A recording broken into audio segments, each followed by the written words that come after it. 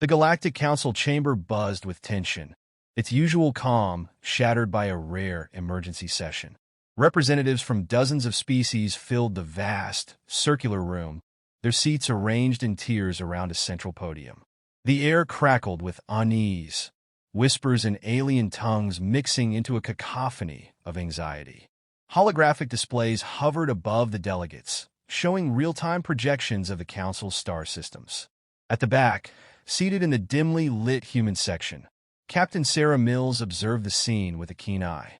Despite her relatively junior role, Sarah's posture was calm, her face betraying no hint of nerves. This was only her third appearance at a council session since humanity had been granted a seat. She could feel the occasional glances from the other representatives, a mixture of curiosity and disdain. In this grand hall of interstellar politics, humans were still considered the newcomers, untested and inexperienced. But Sarah had grown used to the dismissive looks. She had a different perspective, one shaped by humanity's long history of facing impossible odds. The session commenced with the resonant voice of the High Speaker, Zalreth, echoing across the chamber. The alien leader, towering and insectoid, raised a translucent arm, signaling for silence. His multifaceted eyes scanned the room as he began to speak, his tone grim. Esteemed members of the Council, Zalreth intoned, we face a grave threat. An unidentified fleet has appeared at the outer edges of our territory, directly challenging the sovereignty of the Galactic Council. They demand the immediate surrender of three key systems: Hesperian, Veiltar, and Omnira. A murmur swept through the chamber. The systems Zalreth named were not just strategic strongholds. They were economic lifelines, home to vast trade networks and vital resources. Losing them would cripple the Council's stability. Zalreth continued, his voice heavy. Attempts at communication have been met with silence. The origin of this fleet is unknown, and their technology is unlike anything recorded in our databases. We stand on the brink of conflict. The reaction was immediate. The Torkin representative, a broad-shouldered, reptilian alien, slammed his clawed hand on the table. We should prepare for war, he roared. Any sign of weakness, and we risk emboldening these invaders. Across the room, the slender, luminescent form of the Volnar delegate shook her head slowly, her bioluminescent tendrils glowing with anxiety. We cannot act rashly, she countered in a melodic voice. Diplomacy must be our first course of action. We do not know what we are facing. The chamber descended into chaos as representatives argued over each other, their voices a clash of conflicting strategies. Some called for immediate surrender to buy time, while others advocated for a preemptive strike. Sarah listened carefully, her mind racing as she pieced together the fragmented information. She noticed something the others didn't, something subtle but crucial. The unknown fleet's movements, as shown on the holographic display, were methodical, almost too precise, like a calculated maneuver rather than an outright threat. It reminded her of ancient military tactics she had studied during her time in the Earth Defense Forces, tactics used by a long-extinct race, the Xanthorians. Her heart pounded in her chest as she realized the significance. But she was just a junior delegate, expected to stay quiet and less spoken to. Her mentor, a seasoned diplomat with graying hair and a lifetime of interstellar negotiations behind him, leaned over and whispered in her ear. If you speak out now, you risk everything, he cautioned, his voice low and urgent. But if you're right, it might save us all. Sarah took a deep breath, the weight of the decision pressing down on her. This was her chance to prove humanity's worth, or to confirm the other species' doubts about her people. She had only seconds to decide whether to voice her theory or stay silent and watch the council steer toward disaster. The room waited, voices dying down as the High Speaker looked her way, sensing a shift in the air. All eyes turned to Sarah, as if they could feel the tipping point of a choice yet to be made. Sarah's heart pounded in her chest, but she knew hesitation would be a sign of weakness. Ignoring the anxious glance from her mentor, she rose to her feet, surprising the room into silence. Hundreds of eyes, alien and human alike, turned toward her. The High Speaker Zalreth, with his imposing insectoid frame and multifaceted eyes, tilted his head in curiosity. He made no effort to hide the skepticism in his voice as he acknowledged her. The human delegate wishes to speak. Proceed, Captain Mills. The room seemed to hold its breath. Sarah squared her shoulders, meeting the gaze of the council members with a steady, determined look. Esteemed council members, I believe you are overlooking a crucial detail, she began, her voice firm. The formation and tactics of the unknown fleet. These are not random. They are precise, calculated, and deliberate. They mirror the battle strategies of a species we thought extinct, the Xanthorians. Her words landed like a detonation. The chamber erupted in disbelief and outrage. Representatives leaned forward in their seats, speaking over one another. The Xanthorians, once the terror of the galaxy, had been wiped out in a cataclysmic war centuries ago. To suggest that a remnant had survived was almost unthinkable. This is absurd, roared the Torkin representative, his voice a deep, gravelly snarl. He stood, towering over his peers, his scales shimmering with the agitation of his species. You claim that ghosts are at our borders, human? Or is this just another desperate attempt by your kind to gain attention and prove your worth? Murmurs of agreement rippled through the room. Sarah could feel the weight of their scorn, but she didn't flinch. It's not a claim made lightly, she shot back. I've studied ancient Xanthorian battle records during my service in the Earth Defense Forces. The fleet's current maneuvers match almost exactly with old Xanthorian tactics designed for system invasions. Tactics that no other species has ever used.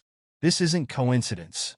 The Volnar delegate, her translucent form glowing faintly in thought, raised a slender hand.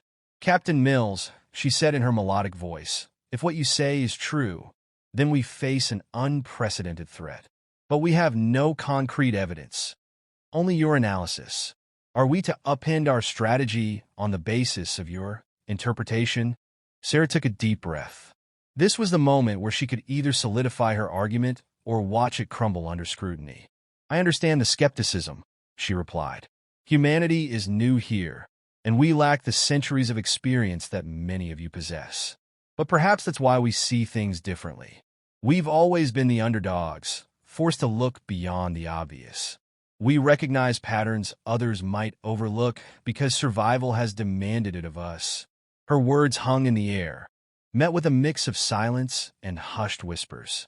Zalreth, the High Speaker, raised a hand, quieting the chamber once more. He leaned forward, his alien gaze locking on Sarah with an intensity that made her feel like he was dissecting her very thoughts. And why should we place our trust in humanity's assessment? He asked, his voice as cold as the void. Your species is untested in matters of galactic consequence. Sarah's response was immediate, her voice filled with a conviction that could not be feigned.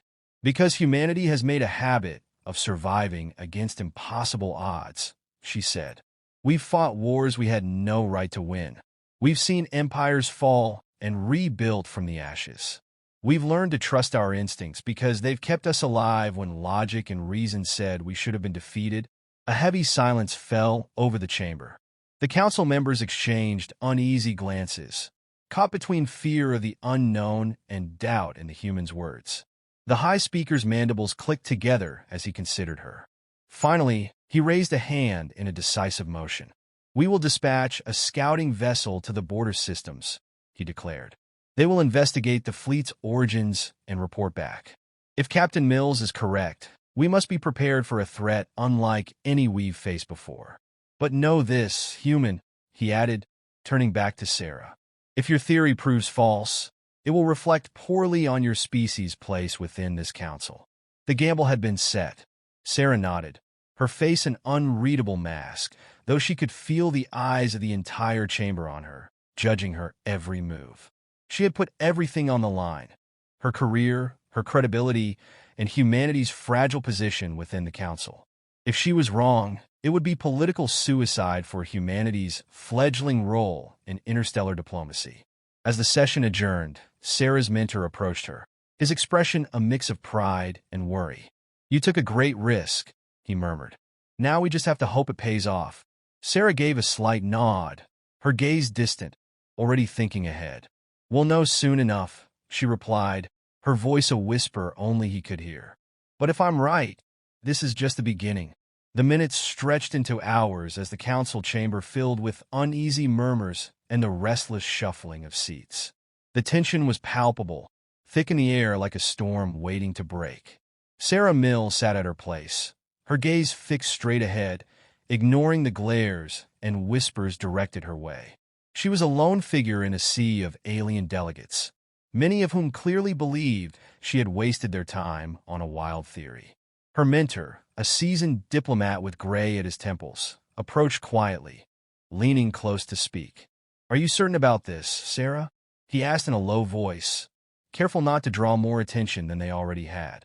"The entire council is teetering on the edge, and they're ready to pin the blame on you if this goes sideways." Sarah's expression didn't waver, though the doubt gnawed at the back of her mind. "No, I'm not certain," she admitted, her voice almost a whisper. "But I trust my gut. We've spent centuries learning to read between the lines, adapting to survive when logic alone failed us. I'd rather gamble on that instinct than do nothing."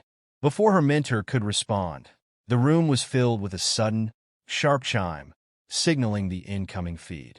The council chamber fell into silence, all eyes turning toward the massive central screen as the holographic display flickered to life. The scouting vessel had made contact. The room was bathed in a cold blue light as the feed from the border systems materialized before them. The visuals showed a massive fleet, even larger than initial reports had suggested.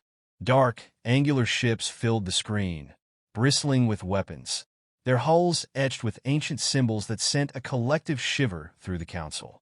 It was the unmistakable insignia of the Xanthorians, a warrior race thought long dead. A hushed gasp spread through the chamber. The Torkin representative growled in disbelief, while the Volnar delegates glow-dimmed with shock. The feed zoomed in, and the screen was dominated by the face of an imposing Xanthorian leader. His features were harsh and angular, his eyes cold and calculating. He introduced himself with a voice like a rumble of distant thunder. "I am General Craxus, commander of the Xanthorian remnant. We have returned to reclaim what was once ours. The time for hiding in the shadows is over." The chamber erupted into chaos as the transmission continued.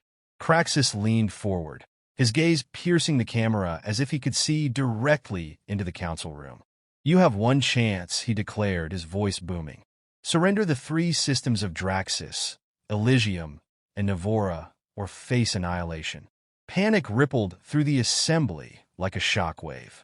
The Torkin representative slammed his fist onto the table. "This is war," he shouted. "We must mobilize our fleets now, before it's too late." The Volnar delegate countered, her voice measured but strained. "No, we must negotiate. We need time to understand their true capabilities."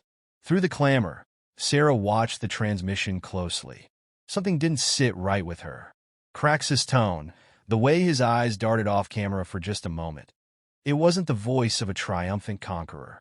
It was the voice of a leader hiding desperation. She leaned forward, piecing together the fragments in her mind. The fleet was massive, but its movements were stilted, almost mechanical. It didn't have the fluid, overwhelming power she'd expected from the Xanthorian legends. Sarah stood abruptly, cutting through the noise. "This isn't what it seems," she said loudly, her voice carrying across the room. "Look closer. General Craxus isn't leading a triumphant return. He's bluffing. I believe they're operating under limited resources. The fleet may be large, but it's held together by fear, not strength." The room quieted as her words sank in. The high speaker tilted his head, his eyes narrowing as he studied her. "And what do you propose we do, Captain Mills?" he asked, his voice sharp and skeptical. "We need a show of force," Sarah replied. "Not an attack, but a display that suggests we're not afraid, that we're ready to meet them head-on. Then, we send a diplomatic message, tailored to test his resolve and probe for his true intentions. If I'm wrong, we still buy time to mobilize our defenses. But if I'm right, we might just avoid a war." The council members exchanged uneasy glances.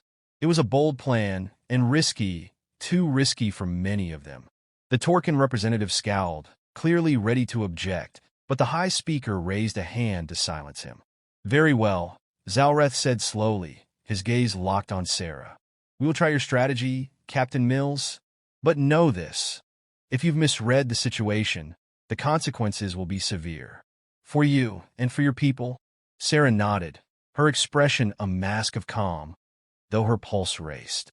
She had made her choice, and now the entire council was following her lead.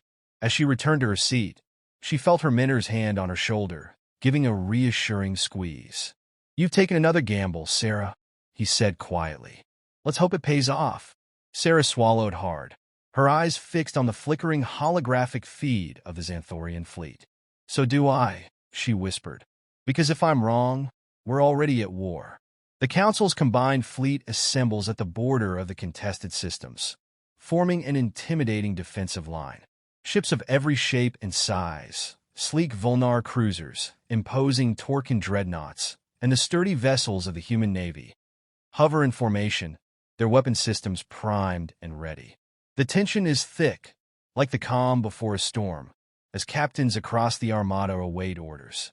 In the central command room of the flagship, Sarah Mills stands at the helm, a stark contrast to the experienced, hardened commanders around her. Despite the skeptical glances from the senior officers, Sarah remains focused, her fingers dancing across the console as she crafts a carefully worded message to General Craxus. It's a gamble, as everything has been so far, but she knows that humanity's greatest strength often lies in its ability to read between the lines and play the unexpected hand. Her message is a mixture of diplomacy and veiled threat, a willingness to negotiate, paired with a subtle but clear indication that the Council is ready and able to defend itself fiercely. The message is transmitted, and the room falls silent, waiting for a response. Every second feels like an eternity, the only sound the soft hum of the ship's systems. Sarah's eyes remain locked on the holographic display, where the image of the Xanthorian fleet lingers, a dark cloud on the edge of Council space. The response comes swiftly, much faster than expected. General Craxus agrees to a temporary ceasefire and requests a private meeting with the Council. There's a collective intake of breath in the room, an unexpected move, and one that hints at hesitation. Sarah's instincts had been right. Craxus was not as confident as he first appeared. The transmission opens, and the imposing visage of General Craxus fills the room once more. This time, however, his demeanor is different. Gone is the arrogant bluster from his earlier broadcast. His face is drawn, his eyes shadowed with exhaustion. It's a subtle shift, but one that Sarah notices immediately. She steps forward to take the lead in the negotiations, ignoring the surprised murmurs of the other council members. "General Craxus," she begins, her tone steady but laced with empathy. "I can see the strain on your fleet.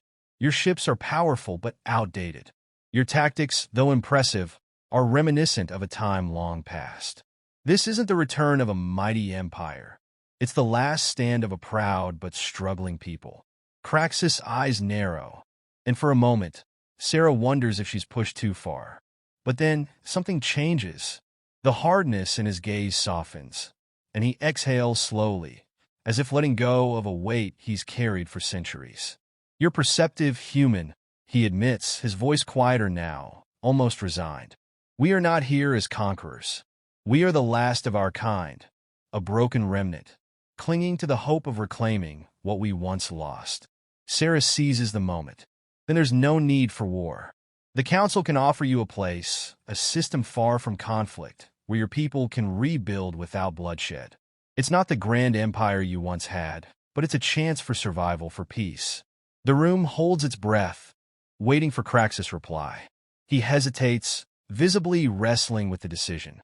Finally, he nods, his shoulders sagging with a mixture of relief and defeat. "Very well," he concedes. "We will accept your offer." The Xanthorian people have had enough of war. The reaction in the command room is immediate. Shock, then relief, ripples through the ranks. The council members exchange looks of disbelief. Sarah Mills, the junior human delegate, had just turned a potential war into a diplomatic triumph. The High Speaker steps forward, his expression inscrutable. He inclines his head slightly in acknowledgement, a rare gesture of respect. Captain Mills, he intones, today, you have proven that humanity's place on this council is well-earned. You did not choose the path of least resistance, but the path of greatest understanding. You have secured a victory not just for your people, but for all of us. As the holographic feed ends and the council chambers begin to empty, Sarah finally allows herself to exhale. Her mentor approaches, a proud smile on his face.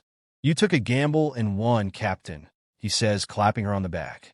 Sarah smiles back, exhaustion clear in her eyes, but overshadowed by the satisfaction of a gamble that paid off. That's what we humans do best, she replies. The story ends with the council dispersing, the delegates still buzzing with what had just transpired. The memory of Sarah's bold gamble lingers, a testament to humanity's unique strengths, adaptability, empathy, and the courage to take risks when the stakes are highest. Today, humanity didn't just survive. They thrived, proving that their greatest weapons are not ships or soldiers, but their minds and hearts.